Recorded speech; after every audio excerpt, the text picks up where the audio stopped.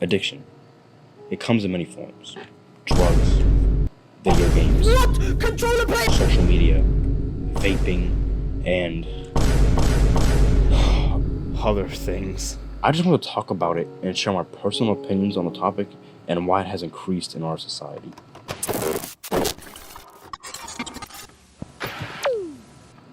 How do I say this? The new modern message to love yourself is shit. You should kill yourself now. I know, but let me explain.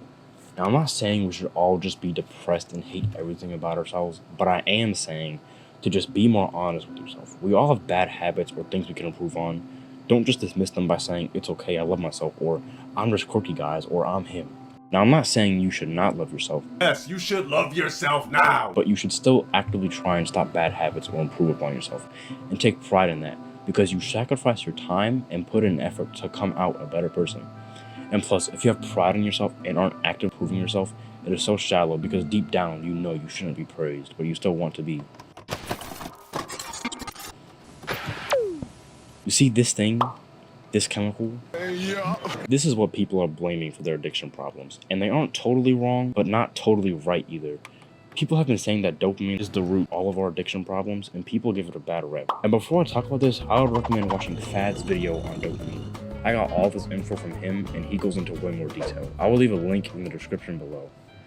While dopamine is a factor which contributes to addiction, it is not the main problem. The main problem is people's expectations. Let me explain. Dopamine is a chemical in the brain that links experience and expectation. So let's say you buy a new game, you're all hyped, jumping up and down on your bed, you got goddamn ants in your pants, you are ready for this game. Then when it finally comes out and you play it, and it's just utter garbage, like Cyberpunk, Fallout 76, Redfall. Anyway, since your expectation for this game was so high, and the experience you got did not match your expectation, dopamine was not released, basically telling your brain, we do not like this. And it's the opposite. If a lot of dopamine is released, the activity will become more habitual. This is also why it is hard to quit addictions, because we already know we like it.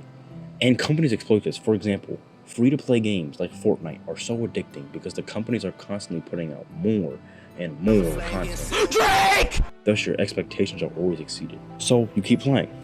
This can also be linked to why people have porn addictions and can't stop poking at their peters, because you are basically seeing the top 10% of women or just drawings that have unrealistic proportions all the time. So when you finally go out in public in the real world and see the rest of the 90%, you won't feel like they met your expectations.